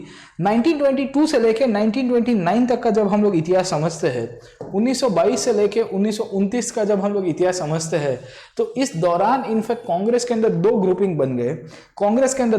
बन गए। पहला ग्रुप जो था, जो इनफैक्ट गांधी जी के जो फॉलोअर्स थे, उन्होंने कंस्ट्रक्टिव वर्क की शुरुआत की। कंस्ट्रक्टिव वर्क का काम यही है, गांवों के अंदर जाओ, कांग्रेस को पॉपुलर करो, लोगों के अंदर मोटिवेशन दो कि चलो हमने आंदोलन तो स्टॉप किया है पर कांग्रेस ने आपका हाथ नहीं छोड़ा है। समझ में आया कि नहीं आया? No doubt we have stop the non cooperation movement but the Congress has still not love the people. हमने इनफैक्ट लोगों को नहीं छोड़ा है, नॉन कॉपरेशन मूवमेंट हमने स्टॉप किया है, कोई बात नहीं। अब बात आगे चलती है और समझने की कोशिश करते हैं कि ग्रामीण विस्तारों के अंदर काम करने के लिए इनफैक्ट जब हम लोग कांग्रेस की बात करेंगे, कांग्रेस क्या आगे काम करेगी उसको समझते हैं। अब देखिए, कांग्रेस के अंदर 1922 तक आते थे, दो ग्रुप बन गए थे। एक ग्रुप जो था जो उस टाइम पे कह रहा है कि भाई हम बॉयकॉट करेंगे, और ये बॉयकॉट करने वाला जो ग्रुप था उसको कंस्ट्रक्टिव वर्क के अंदर लगा दिया गया। दूसरा ग्रुप जो था, जो इलेक्शंस में पार्टिसिपेट करने की बात करता है, दूसरा ग्रुप क्या कह रहा है कि भारत में जो चुनाव हो रहे हैं उसमें पार्टिसिपेट करेंगे। ठीक है, तो उसको थोड़ा बहुत समझाता हूं मैं। 1922 के दिसंबर के अंदर गया के अंदर कांग्रेस का सेशन हुआ था। कहां पे होता है? गया के अंदर कांग्रेस का सेशन होगा। यहां पे इनफैक्ट मोतीलाल नेहरू जैसे लीडर्स उभर के आए। मोतीलाल नेहरू के साथ साथ आपको एक और लीडर मिलेंगे, CR दास। ये वो लीडर थे जिन्होंने इनफैक्ट कांग्रेस को एक नई दिशा दिखाने की कोशिश की, और इन्होंने कहा कि we will participate in the council entry programme. क्या कह दिया? कि we will participate in the council entry programme. अब what do you mean by council entry? तो मैंने आपको बताया था कि 1919 के अंदर एक कानून आता है भारत के अंदर जिसका नाम था मॉन्टेग्यू चेम्सफोर्ड का रिफॉर्म्स। याद आया कि नहीं आया आपको? तो हमने अभी आपको थोड़ी देर पहले बताया था, और कल के क्लास के अंदर भी मॉन्टेग्यू चेम्सफोर्ड रिफॉर्म्स के बारे में बताया था। आपने पॉलिटी के अंदर पढ़ा भी होगा मॉन्टफोर्ड रिफॉर्म्स क्या है। तो मॉन्टेग्यू चेम्सफोर्ड रिफॉर्म्स जो थे, उसके द्वारा भारत के अंदर जो काउंसिल्स हुआ करती थी, खास करके legislative councils and legislative assemblies, विधानसभाएं और विधान परिषद, उन सब के अंदर इलेक्शंस होने वाले थे। वो राज्यों के अंदर भी होने वाले थे, और सेंटर के अंदर, मतलब जहां पे वाइसरॉय की परिषद बैठती थी, वहां पे भी चुनाव होने वाले थे। और उसके अंदर इनफैक्ट मोतीलाल नेहरू, CR दास जैसे लोगों का मानना था कि हमको इलेक्शंस में पार्टिसिपेट करना चाहिए, we should participate in the elections. But Motilal Nehru, CR Das का जो विचार था, उसके अगेंस्ट में विद इन कांग्रेस बहुत सारे लोग थे, और आपको C राजगोपालचारी लोग मिल जाएंगे, या राजेंद्र प्रसाद मिल जाएंगे, या सरदार वल्लभ भाई पटेल जैसे लोग मिलेंगे, जिनका मानना था कि Congress should not take part in the elections. और इसके कारण क्या होता है, 1922-23 के आसपास कांग्रेस के अंदर एक बहुत बड़ी घमासान मच गई, और फाइनली मोतीलाल नेहरू और CR दास ने एक नई पार्टी बनाई जिसका नाम है स्वराज पार्टी। ठीक है, तो याद रखेगा कि स्वराज पार्टी जो है, ये इनफैक्ट इनके द्वारा बनाई गई थी, मोतीलाल नेहरू और CR दास। फिर ये थोड़ा कांग्रेस से अलग हो जाएंगे, विद इन कांग्रेस ही काम करेंगे पर अलग रूप से काम करेंगे। ठीक है, सो व्हाट वी सी, हमको 1920-30 के दशक के अंदर ये 2-3 लोगों के बारे में जानकारी मिलती है। चित्तरंजन दास, मैंने अभी आपको नाम बताया, CR दास कहते हैं। मोतीलाल नेहरू, मतलब जवाहरलाल नेहरू जी के फादर, इनफैक्ट बड़े नेहरू जो हुआ करते थे, इनफैक्ट इन्होंने कहा कि भी हमको इलेक्शंस में पार्टिसिपेट करना चाहिए। जो भारत के अंदर इलेक्शंस होने वाले थे based on the government of India act 1919, और हम लोग गवर्नमेंट के अंदर बैठ के कुछ अच्छा काम कर सकते हैं। दूसरा ग्रुप जो था कांग्रेस के अंदर, जो कह रहा था कि no, we should not take part in the elections, क्योंकि ये इलेक्शंस के अंदर पार्टिसिपेट करने से हमको कुछ मिलेगा नहीं। ठीक है, तो ये सब सिचुएशन में हमको क्या देखने को मिला कि इनफैक्ट जो दूसरा ग्रुप है उसने सोशल वर्क किया, गांवों के अंदर काफी अच्छा काम किया, गांधी जी के जो विचार थे वो गांव तक पहुंचाने की कोशिश की और इस तरह से अपना जो आंदोलन है उसको आगे चलाने की कोशिश की। अब देखिए आगे क्या होता है, व्हाट इज हैपनिंग। तो इस तरह से कांग्रेस में दो ग्रुप आपके बंटवारे में हो गए। एक साइड के ऊपर स्वराज पार्टी अपना काम कर रही है, दूसरी साइड के ऊपर हम लोग देखते हैं कि जो कंस्ट्रक्टिव वर्क करने वाले लोग थे, कौन थे, सरदार वल्लभ भाई पटेल जैसे लोग थे या आपके राजेंद्र प्रसाद जैसे लोग थे, चित्तरंजन दास जैसे लीडर्स मिलेंगे। तो चित्तरंजन दास तो खैर यहाँ पे हुआ करते थे, बट इन सब ने इनफैक्ट काफ़ी ठीक अपना काम किया, अपने विचार, अपने जो पूरे के पूरे जो आइडियाज थे वो लोगों को पॉपुलर कराने की कोशिश की। अब देखिए CR दास का कंट्रीब्यूशन क्या है इन द नेशनल मूवमेंट। तो CR दास के बारे में 2 मिनट थोड़ा समझा देता हूँ, आपको बहुत इंटरेस्ट लगेगा। CR दास एक्चुअली दादा भाई नौरोजी से काफी मोटिवेटेड थे। दादा भाई नौरोजी कौन थे, याद आया कि नहीं आया? मॉडरेट्स के लीडर हुआ करते थे, सबसे ओल्डेस्ट, सबसे पुराने, है ना, grand old man of India कहते हैं दादा भाई नौरोजी को, ऐसे थोड़ी कहते हैं grand old man of India साहब, है ना। तो दादा भाई नौरोजी से काफी मोटिवेटेड थे CR दास, और CR दास को लग रहा था कि मुझे दादा भाई नौरोजी के बताए रास्ते के ऊपर चलना चाहिए। तो दादा भाई नौरोजी जब 1892-93 के अंदर इंग्लैंड में जब चुनाव का प्रचार कर रहे थे, उस टाइम पे उन्होंने MP की सीट लड़ी थी, मेंबर ऑफ पार्लियामेंट बने थे ब्रिटेन के अंदर। तो CR दास उनके लिए प्रचार कर रहे थे लंदन में, क्योंकि CR दास उस टाइम पे वहां पे पढ़ रहे थे। उसके बाद CR दास वापिस आए इंडिया में। वापिस आने के बाद 1909 में जब मॉर्लेमेंटो रिफॉर्म्स हुआ, तो मॉर्लेमेंटो रिफॉर्म्स को नाते भी CR दास वहां पे काउंसिल एंट्री करते हैं। और 1909 में ही औरोबिंदो के ऊपर केस चला था। आपने प्रफुल्ल चाकी का नाम सुना होगा, खुदीराम बोस का नाम सुना होगा, उन सब के ऊपर आरोप लगा था खास करके। और भी लोग थे, औरोबिंदो घोष थे, भूपेंद्र दत्ता थे, बरिंद्र कुमार घोष थे, ये सब बड़े बड़े क्रांतिकारी थे भारत के अंदर 1909 के अंदर। और उनके ऊपर केस चला था कि आपने बॉम्ब ब्लास्ट कराया है, आपने बॉम्ब बनाया है। तो CR Das became the lawyer of Aurobindo Ghosh. और उसके बाद नॉन कॉपरेशन मूवमेंट में CR दास ने बंगाल के अंदर बहुत अच्छा काम किया, चित्तरंजन दास ने। तो उसके कारण CR दास बहुत ही पॉपुलर लीडर थे, उनको देश बंधु कहा जाता था। क्या कहा जाता था? देश बंधु कहा जाता था, ठीक है, देश का जो ब्रदर कहते हैं ना, इस तरह से उनको टाइटल दिया गया था। तो CR दास की अपनी स्टोरी है। ये CR दास 1920 के दशक में इतने पॉपुलर थे, तो इसके कारण जब नेताजी सुभाष चंद्र बोस की मैं बात कर रहा हूँ, सुभाष चंद्र बोस ने अपनी ICS की सर्विस छोड़ दी। He was an ICS official, by the way, आपको पता होगा, आप जो एग्जाम की तैयारी कर रहे हो वो एग्जाम उन्होंने छोड़ दी थी साहब।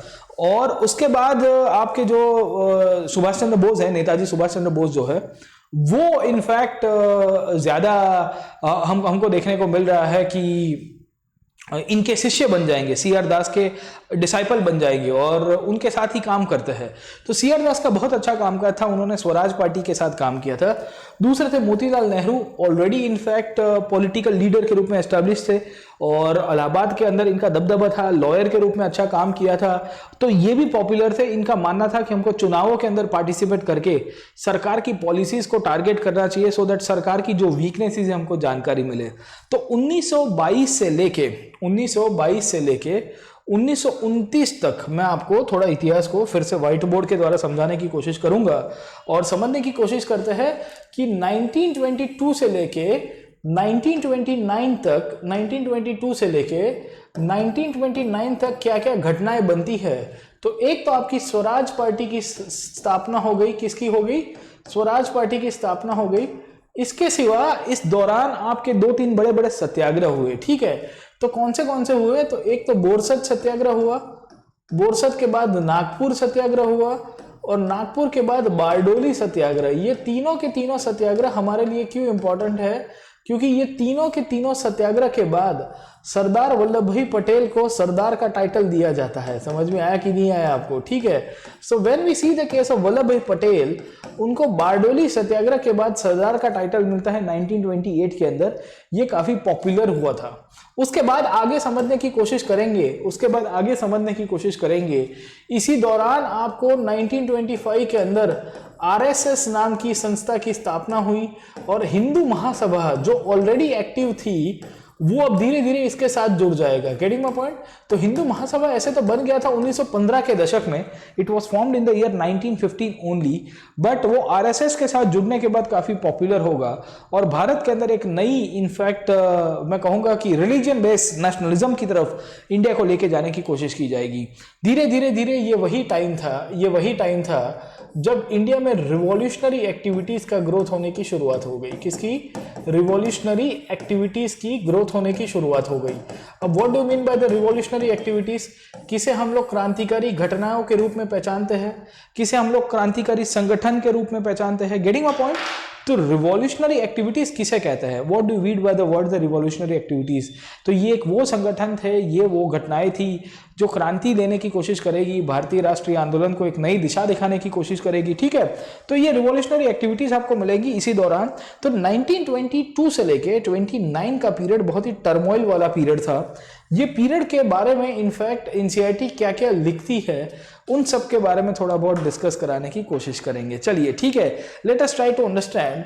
सबसे पहली बात एनसीईआरटी के अंदर लिखा गया है कि ड्यूरिंग दिस पीरियड, ये पीरियड के दौरान ही हमको आरएसएस की स्थापना मिली। आरएसएस की स्थापना 1925 के अंदर हुई। दूसरी कम्युनिस्ट पार्टी ऑफ इंडिया की स्थापना होती है। कब होती है? 1920 के अंदर, 1920 के अंदर होगी। कहां पे होगी? ताशकंद नाम की जगह है। कहां पे है बेटा? ताशकंद नाम की जो जगह है, the place called as Tashkent, वहां पे इसकी स्थापना होती है। और कौन इसकी स्थापना करता है? आपके एम.एन. रॉय जैसे लोग इसकी स्थापना करेंगे और इस तरह से नेशनल मूवमेंट आपका आगे चलेगा। अब देखिए क्या होता है। कम्युनिस्ट पार्टी एक अलग पार्टी है जिसकी विचारधारा कैसी है? कम्युनिज्म के ऊपर है। आरएसएस जो है वो थोड़ा बहुत राइट विंग ऑर्गेनाइजेशन के रूप में पहचाना जाएगा। तो सबके अपने अलग अलग विचार थे। क्या थे? सबके अलग अलग अपने विचार थे। सबको लग रहा था कि इंडिया कैसा होना चाहिए, मेरे सपनों का भारत कैसे होना चाहिए, how should my India be. ठीक है, तो ये जो विचारधारा है इससे हमको समझ में आता है कि everyone has their own interpretation, everyone has their own idea of how the India should be. Bharat कैसा होना चाहिए, भारत की शासन व्यवस्था कैसी होनी चाहिए, भारत की समाज व्यवस्था कैसी होनी चाहिए, ये सब इन्होंने अपने अपने हिसाब से देने की कोशिश की थी। ठीक है, तो एक पूछा गया है कि find out about their ideas with the help of your teacher. ठीक है, तो ये बच्चे होते हैं ना एनसीईआरटी के अंदर जो पढ़ रहे होते हैं 8वीं कक्षा के अंदर, उनको बोला जाता है कि भाई आप अपने टीचर को पूछिए साहब, है ना। तो आप मुझे इनफैक्ट अगर पूछोगे तो कम्युनिस्ट पार्टी का मानना यह था कि हम क्रांति करेंगे भारत के अंदर। क्या कर देंगे साहब? क्रांति करेंगे भारत के अंदर, एक बहुत बड़ा विद्रोह करने की कोशिश करेंगे और विद्रोह करने के बाद फाइनली हम लोग भारत के लोगों को इनफैक्ट है ना भारत में स्वतंत्रता दिलाएंगे। ठीक है, तो उनका कम्युनिज्म था। उसी तौर के ऊपर आरएसएस का अपना विचार था। तो इस तरह से हमको देखने को मिला कि बहुत सारे अलग अलग आइडियाज आए। इनफैक्ट यही वो दौरान था जब हमको भगत सिंह जैसे लीडर्स भी मिलेंगे जो इसी पीरियड के अंदर एक्टिव हुआ करते थे। अब देखो भगत सिंह की कहानी क्या है। एनसीईआरटी में भगत सिंह के बारे में बहुत इंटरेस्टिंगली एक बॉक्स दिया हुआ है। ये बॉक्स को थोड़ा बहुत समझने की कोशिश करते हैं और भगत सिंह क्यों क्रांति के रास्ते के ऊपर चलते हैं। ठीक है, गेटिंग माय पॉइंट। तो मैं आपको थोड़ा बहुत चीजें इसके बारे में समझाने की कोशिश करूंगा। एक्चुअली होता ये है कि 1927-28 का पीरियड है। This is the period of 1927-28। ठीक है, थोड़ा यहाँ पे आ जाते हैं, व्हाइट बोर्ड के ऊपर आ जाता है तो ज़्यादा समझ में आएगा। 1927-28 का पीरियड है। This is the period of 1927-28। Britain के अंदर से एक आदेश होता है कि भारत में साइमन कमीशन को भेजा जाएगा। किसको भेजा जाएगा? साइमन कमीशन को। ये साइमन कमीशन जब भारत में आता है तो इसके प्रोटेस्ट के तहत भारत के लोगों ने इनफैक्ट एक नारा यूज किया जिसका नाम था साइमन गो बैक। आपको पता होगा साइमन गो बैक का नारा। यूसुफ मेहर अली करके एक कांग्रेस के यंग लीडर थे, उन्होंने ये नारा दिया था। साइमन गो बैक का जो नारा था याद रखेगा, ये साइमन गो बैक के नारे के कारण पूरे भारत में ऑल इंडिया प्रोटेस्ट हुआ। अब जब ऑल इंडिया प्रोटेस्ट हुआ तो उसी दौरान ये साइमन कमीशन जा रहा था लाहौर, और लाहौर के अंदर लाला लाजपत राय जो है वो उस दौरान इसका प्रोटेस्ट कर रहे थे और लाला लाजपत राय ने नारा दे दिया साइमन गो बैक। लाठीचार्ज हुआ। लाठीचार्ज होने के कारण हमको क्या देखने को मिला? लाला लाजपत राय का मृत्यु हो गया। Getting my point or not? तो we find in the year 1927 the British government in England decided to send a commission headed by John Simon to see the India's political features. Bharat के अंदर राजकीय विचार कैसे होंगे, कैसा प्रभाव होगा। और उस दौरान पूरे भारत के अंदर लोगों ने काले झंडे दिखाते हुए, ब्लैक फ्लैग्स दिखाते हुए साइमन को वापिस देने के लिए नारा दिया जाता है और इसी के कारण हमको देखने को मिला कि सब जगह के ऊपर साइमन गो बैक का नारा चालू हो गया। ये जो साइमन गो बैक का नारा शुरू होता है ये भारत के अलग अलग विस्तारों में फैला। फैलते फैलते फैलते हमको देखने को मिला कि लाला लजपत राय जो है, जो साइमन का प्रोटेस्ट कर रहे थे कहाँ पे, लाहौर के अंदर, उनके ऊपर लाठीचार्ज हो जाता है। अब जब उनके ऊपर लाठीचार्ज हुआ तो उनका मृत्यु हो गया after some days in hospital. थोड़े टाइम तक हॉस्पिटल में उनको दाखिल करना पड़ा था and then he passed away. जब लाला लजपत राय का मृत्यु हुआ तो उसके कारण भारत के अंदर एक ऐसा वर्ग था जिसको लग रहा था कि हमको इसका बदला लेना पड़ेगा। समझ में आ रहा है कि नहीं आ रहा है? और बदला लेने की जब बात हुई तो उसी को ही हम लोग रिवॉल्यूशनरीज के रूप में पहचानते हैं। बदला लेने की बात हुई तो उसी को ही हम लोग क्रांतिकारी प्रवृत्तियों के रूप में पहचानते हैं। बदला लेने की बात हुई तो उसी को ही हम लोग पहचानते हैं कि कैसे भारतीय शासन व्यवस्था के तहत इनफैक्ट ब्रिटिश हुकूमत को भारत से उखाड़ फेंकने के लिए एक ऐसे वर्ग का उदय हुआ जो कहता है कि लाला तेरा खून का जो बदला है हम लेंगे साहब। और इस दौरान आपको भगत सिंह जैसे विचारक मिलेंगे जो भारत की राष्ट्रीय आंदोलन को एक नई दिशा और दशा दिखाने की कोशिश करेंगे। अब भगत सिंह के बारे में एनसीईआरटी में क्या लिखा गया है तो वी फाइंड कि भगत सिंह के बारे में एनसीईआरटी क्या लिखता है कि इन्होंने इंकलाब जिंदाबाद का जो नारा दिया था। अब क्यों दिया था साहब? इनफैक्ट भगत सिंह ने लाला लजपत राय की मौत का बदला लिया था। आपने किताबों के अंदर भी पढ़ा होगा। और भगत सिंह क्यों ये करते हैं, उसके पीछे की कहानी क्या थी, what was the reason behind that? तो उसके पीछे एक ही फंडामेंटल रीजन था। The biggest fundamental reason why the Bhagat Singh will be deciding to kill the murderers of the Lala Lajpat Rai because in fact Bhagat Singh का मानना था कि अंग्रेज हुकूमत ने गलत किया है और उन्होंने इनफैक्ट हमारे बिलीवर्ड लीडर, हमारे एक बहुत ही राष्ट्र के बहुत ही प्यारे लीडर थे, उनकी हत्या की गई है बाय द ब्रिटिश, इसका बदला लेना पड़ेगा। तो इन्होंने फिर सॉन्डर्स करके एक पुलिस वाला था जिसने इनफैक्ट उस टाइम पे असिस्टेंट सुपरिटेंडेंट ऑफ पुलिस था लाहौर के अंदर, उसके ऊपर फिर गोली चलाई जाती है। ठीक है, भगत सिंह की ऑर्गेनाइजेशन थी जिसका नाम था HSRA, Hindustan socialist Republican association, उसके द्वारा ये सब काम किया है। ठीक है, तो क्या क्या लिखा गया है? Revolutionary nationalist such as Bhagat Singh, क्या लिखते हैं? क्रांतिकारी नेशनलिस्ट लोग क्या कहते हैं? राष्ट्रवादी। क्या लिखा गया है? Revolutionary nationalist such as Bhagat Singh and his comrades wanted to fight the colonial rule and the exploiting classes through a revolution of workers। क्या कहते हैं कि भाई भारत के अंदर हम लोग किसके सामने फाइट कर रहे हैं? हम ब्रिटिश के सामने तो फाइट कर ही रहे हैं। We are fighting against the British, we are also fighting against the exploitating classes. What do you mean by exploitating classes? तो भारत के अंदर जो अमीर लोग हैं, भारत के अंदर जो अमीर लोग हैं, गरीब लोग का शोषण कर रहे हैं, उनके सामने हम लोग फाइट करेंगे। और इसके कारण इन्होंने अपनी एक ऑर्गेनाइजेशन बनाई जिसका नाम है HSRA। क्या नाम है दोस्त? HSRA, Hindustan socialist Republican association. कब बनती है? 1928 के अंदर बनेगी। कहाँ पे बनेगी? फिरोज शाह कोटला नाम की जगह है वहां पे। अब where is Feroz Shah Kotla located? Basically तो दिल्ली के अंदर एक राजा हुआ करता था फिरोज शाह तुगलक, नाम सुना होगा आप सबने। फिरोज शाह तुगलक जब दिल्ली में पावर के ऊपर था उसी दौरान ये फिरोज शाह कोटला नाम का शहर उसने बसाया था। एक्चुअली वो कैपिटल था उसके लिए। और फिर ये वो जगह है जहाँ पे आज की तारीख में स्टेडियम आया हुआ है। आपने देखा होगा अनिल कुंबले ने वहाँ पे 10 विकेट भी ली थी। चलिए ठीक है, तो ये हिस्ट्री क्रिकेट के अंदर हम लोग को थोड़ी बहुत जानकारी होगी।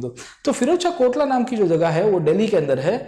वहाँ पे आपकी इनफैक्ट इसकी स्थापना की जाती है और HSRA के जितने भी मेंबर्स थे उन्होंने सॉन्डर्स को ठाए ठाए कर दिया। Who was Saunders? तो मैंने बताया सॉन्डर्स एंड दूसरा एक पुलिस ऑफिशियल था Scott. Scott was the superintendent of police at that time और सॉन्डर्स उसका सबऑर्डिनेट था। तो मारने का प्लान किया गया था कि स्कॉट को मार देंगे, पर झपेटे में आ गया Saunders. Getting my point or not? मारा था किसको? इनका टारगेट ये था कि लाठीचार्ज स्कॉट ने कराया, पहले उसको मारेंगे। तो स्कॉट उस दिन बाइक लेके नहीं जा रहा था, उसकी जगह सॉन्डर्स निकल रहा था। सॉन्डर्स को गोली मार दी जाती है। ठीक है, अब Saunders was an ASP, assistant superintendent of police. तो ये कोई छोटी पोस्ट नहीं है साहब, ये भी कोई बहुत ही इंपॉर्टेंट पोजीशन थी। और आप इनफैक्ट कोई एक ब्रिटिश ऑफिशियल को इनफैक्ट गोली मारते हो क्रांति के रास्ते, तो ऑब्वियसली उसका रिएक्शन भी आएगा। गेटिंग अ पॉइंट है ना? तो वी सी कि Saunders was a police officer who had led the lathi charge that cause the death of Lala Lajpat Rai. मैंने आपको बताया लाला लाजपत राय को इनफैक्ट लाठी चार्ज के तहत खत्म किया गया था बाय द ब्रिटिश, और इसके लिए उसकी मौत का बदला लेने के लिए इन्होंने डिसाइड किया कि हम लोग सॉन्डर्स को मारेंगे। अब देखिए क्या होता है, सॉन्डर्स को मारने के बाद ये अंडरग्राउंड हो जाते हैं। लाला लाजपत राय की इनफैक्ट जब घटना हुई और उसके बाद सॉन्डर्स को इन्होंने मार दिया, उसके बाद ये लोग सब अंडरग्राउंड हो गए, मतलब they went into hidden Phule. उसके बाद इनके एक और साथीगण थे जिनका नाम था इनफैक्ट भगवती चरण वोहरा। आपने नाम सुना होगा भगवती चरण वोहरा का। भगवती चरण वोहरा ने एक किताब लिखी थी जिसका नाम था द फिलॉसफी ऑफ बॉम्ब। क्या नाम है? The philosophy of bomb. Philosophy of bomb नाम की जो किताब थी, उसके द्वारा ये जो आपके भगत सिंह और उनके साथीगण थे वो मोटिवेट हुए। उन्होंने डिसाइड किया कि हम लोग एक बॉम्ब डालेंगे। कहाँ पे डालेंगे? सेंट्रल असेंबली के अंदर, मतलब भारत का जो पार्लियामेंट है आज की तारीख में, वहां पे हम लोग बॉम्ब डाल देंगे। गेटिंग माय पॉइंट है ना? तो भगत सिंह अपने साथीगण के पास गए, उनका नाम था बटुकेश्वर दत्त, और बटुकेश्वर दत्त और भगत सिंह ये दोनों के दोनों इकट्ठे होते हैं और ये चले जाते हैं भारत की पार्लियामेंट के बिल्डिंग के अंदर, जहां पे सेंट्रल असेंबली के अंदर लोग बैठे हुए थे, इंडियन मेंबर्स भी बैठे हुए थे, आपके गोरे लोग भी बैठे हुए थे। 8 अप्रैल 1929 के दिन इन्होंने वहां पे बम डाल दिया। अब देखिए कि इनका बम डालने का इंटेंशन क्या था। इनका बम डालने का इंटेंशन यही था कि जब बम फटेगा तो लोग मरेंगे नहीं। बम मारने के लिए नहीं फेंका गया था, बम फेंका गया था क्योंकि बम की जो गूंज है, the sound of the explosion should reach to the deaf ears. समझ में आया कि नहीं आया? कि भाई जो लोग बहरे होके बैठे हैं, भारत के अंदर जो ब्रिटिश हुकूमत बहरी होके बैठी है, भारत के लोगों की आवाज नहीं सुन रही है, भारत के लोगों के इनफैक्ट जो प्रश्न है वो सॉल्व नहीं कर रही है, और भारत के लोगों को दबाने की कोशिश की जा रही है, उनको सुनाने के लिए ये बम डाला जाता है। गेटिंग माय पॉइंट है ना? तो वी सी कि ये जो बम डाला गया है उसके पीछे की कहानी यही है कि वो दिखाना चाहते थे लोगों को कि हम किसी को मारना नहीं चाहते हैं। भारतीय संसद के अंदर हम एक ही चीज करना चाहते थे कि हमारा बम का जो गूंज है वो हमारा गूंज लंदन तक पहुंचना चाहिए। ठीक है? सो इन्होंने है ना बम डालने के बाद एक लीफलेट फेंका। लीफलेट का मतलब है उनके एक पैम्पलेट लेके आए थे, पर्चा लेके आए थे, वो फेंक दिया। और उसके बाद क्या लिखता है कि the bomb was not to kill but to make the deaf hear. जो बहरे लोग हैं वो सुन नहीं रहे हैं, उनको सुनने के लिए है। To remind the foreign governments of his callous exploitation, Bhagat Singh was tried and executed at the age of 23 in the year 1931। ठीक है? 1931 में इनके ऊपर फांसी दे दी जाती है बाय द ब्रिटिश गवर्नमेंट। क्यों? क्योंकि उन्होंने सॉन्डर्स का मर्डर किया था। ऑलरेडी बम कंस्पिरेसी के अंदर भी उनका नाम चढ़ गया था। अंग्रेजों को ठीक नहीं लग रहा था कि ये लोग जिंदा रहने चाहिए, और इसके कारण हमको देखने को मिला कि फाइनली भगत सिंह और उनके साथी गणों को फांसी दे दी जाती है। इस तरह से भारत की क्रांतिकारी आंदोलन, इस तरह से भारत की जो क्रांतिकारी आंदोलन है उसका हमारा सेकेंड फेज कंक्लूड हुआ। और भारत की आज़ादी के आंदोलन के अंदर जो नेशनल मूवमेंट के अंदर हम लोग जब समझने की बात करते हैं तो 1922 से लेकर 29 के बीच में रिवॉल्यूशनरी एक्टिविटीज़ में आपकी भगत सिंह की स्टोरी जो है उसको भी हमने समझा है। नेक्स्ट क्लास के अंदर आएंगे तो हम लोग देखेंगे कि कैसे 1929 1930 तक आते आते भारत के लोग अब नए आंदोलन की शुरुआत करेंगे, और 1929-1930 तक आते आते 1929-1930 तक आते आते कहाँ से कहाँ तक? 1929 से लेके 1930 तक आते आते हमको देखने को मिलेगा कि हम लोग पूर्ण स्वराज का नारा देते हुए धीरे धीरे सिविल डिसोबीडियंस मूवमेंट की तरफ चले जाएंगे। और किस तरह से सिविल डिसोबीडियंस मूवमेंट करते हैं तो उसके ऊपर भी डिस्कस करेंगे। और कैसे दांडी का मार्च शुरू हुआ, किसका मार्च शुरू हुआ? दांडी मार्च की तरफ भारत के इतिहास को आगे कैसे लेके गया, उन सब के ऊपर भी डिस्कस करेंगे। आज का सेशन यहाँ पे कंक्लूड करते हैं। Like, share and subscribe to this platform. Hopefully मुझे लग रहा है कि आपको समझ में आ रहा है कि मैं आपको क्या पढ़ा रहा हूँ। बहुत सारे स्टूडेंट्स कंप्लेन कर रहे होते हैं कि सर खत्म कब होगी किताब। देखो, किताब खत्म करनी हो तो 2 दिन के अंदर भी कर सकता हो, एक सेशन में भी कर सकता हो, बट उसका कोई मतलब नहीं होगा। किताब को खत्म करने के लिए मत पढ़ा करो, पढ़ना हो तो इनफैक्ट कुछ गेन करने के लिए पढ़ा करो साहब, है ना। आप लोगों के साथ प्रॉब्लम यही हो रहा है कि आप हर एक चीज इनफैक्ट है ना खत्म करने के नाते देखते हो। आप खाली यही सोचते रहते हो कि ये सब्जेक्ट खत्म हो गया, ये सब्जेक्ट खत्म हो गया, इसको हमने कर लिया। वैसे नहीं होता है। यूपीएससी करने में टाइम लगता है। यूपीएससी की तैयारी जो करने में आपका एक पूरा प्रोसेस चलता है, और प्रोसेस को चलाने के लिए उसका है ना एक नेचुरल जो एक इम्पैक्ट होता है वो आपको देना पड़ेगा। एनसीईआरटी को अच्छी तरह से करोगे तो फाउंडेशन आपका अच्छा होगा, और ये फाउंडेशन आपको मैं यहाँ पे करा रहा हूँ साहब, है ना। आप कभी कभी आपने देखा होगा बहुत सारे पेड कोर्सेज चलते हैं एनसीईआरटी के लिए। एनसीईआरटी के लिए पेड कोर्सेज के लिए मैं नहीं मानता हूँ। नो डाउट अगर आप चाहते हो कि इसके ऊपर आपको एप्लीकेशन करना है और वो ज़रूरी भी है तो उसके लिए आप जरूर से हमारे प्लेटफॉर्म के ऊपर जुड़िए, अनअकैडमी के ऊपर। ये मेरी प्रोफाइल है Nayak Pratik, please follow my profile. This is my code PN live, ये मेरा कोड है PN लाइव, इसको फॉलो करिएगा। आपको इनफैक्ट 10% डिस्काउंट मिलेगा while taking the subscription. If you got any query regarding the subscription, please call us on this number, my team will be ready to help you out. और ये मेरी Telegram channel है प्रतीक UPSC, इसको भी join कर दीजिएगा Telegram के ऊपर, so that you will get the updates of the classes and whatsoever that we are discussing as of now. ठीक है, तो आज का सेशन यहाँ पे कंक्लूड करते हैं दोस्त। हम लोग मिलेंगे कल के क्लास के अंदर 1930 से लेकर 1940 के बीच में क्या हुआ उसके ऊपर डिस्कस करेंगे, और उसके बाद वाले क्लास मोस्ट प्रॉब्ली हम लोग भारत को इंडिपेंडेंस भी करा देंगे। चलिए ठीक है, तो आज का सेशन यहाँ पे कंक्लूड करते हैं। Let us conclude the class today. I will see you in the next session. हम लोग नेक्स्ट सेशन के ऊपर देखेंगे, तब इसके ऊपर और डिटेल के अंदर एनालिसिस करते हुए ये चैप्टर को आगे बढ़ाएंगे। Like share and subscribe. Till then keep studying.